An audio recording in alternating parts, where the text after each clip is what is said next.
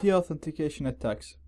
So we're still in our first section of the course, which means all the attacks that we're going to talk about are attacks that we can launch on any network that is within our Wi-Fi range, even if the network has encryption, even if it uses a key, and even if we don't have that key.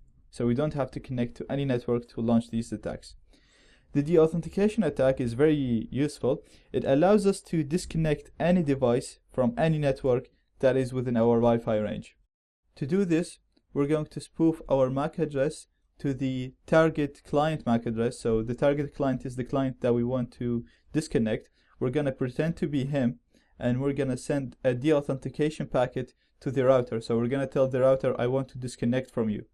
At the same time, we're going to spoof our MAC address to the access point MAC address, to the router's MAC address, and tell the target client, the client that we want to disconnect, we're going to tell him, you need to re-authenticate yourself.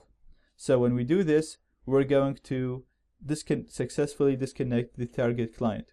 So we're going to pretend to be the target client and tell the access point that we need to disconnect from you, we want to disconnect from you. And then we're going to pretend to be the access point and tell the client, you need to reconnect, if you need to re-authenticate yourself. When we do that, the connection is lost. We're going to use a tool called Airplay-ng to do it. So let's see how we can do that.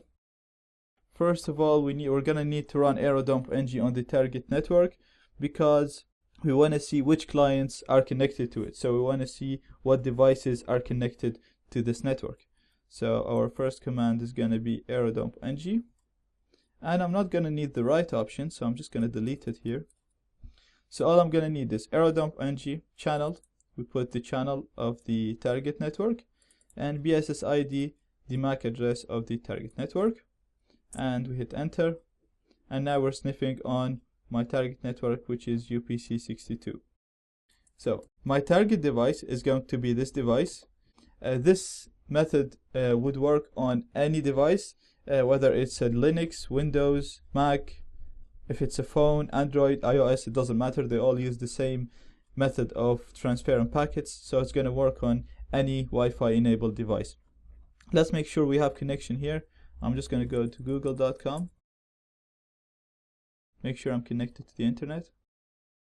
Okay, so we see now that Google is working perfectly. Let's go back here, and I'm gonna split the screen here. So we're gonna run Airplay-ng now to disassociate one of the devices from the network. We can run it to disassociate all devices, but I found when I do that, it doesn't really disassociate all of them because we have too many targets to disassociate.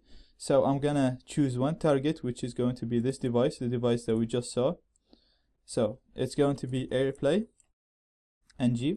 the deauthentication attack, and then we're going to put the number of deauthentication packets that we're going to send. So I just put a very large number to keep the device disconnected. Then we're going to put the target access point, so it's the MAC address of our target access point. This is it.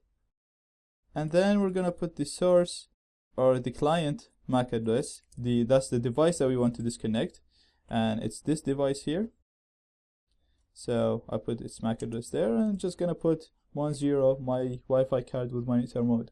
So again, Airplay-ng, deauth, the number of packets, then we put the MAC address of the target AP, and then the MAC address of the device that we want to disconnect.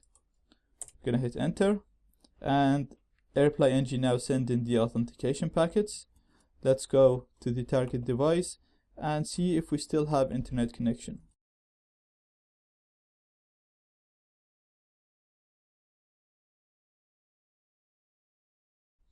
And as you can see, we lost our connection and it's now trying to reconnect. It's not going to be able to reconnect because we're still sending the authentication packets. So this device is successfully disconnected, and we can launch this attack on any network that we want. We don't need to know the username, we don't need to know the password or the key to that network.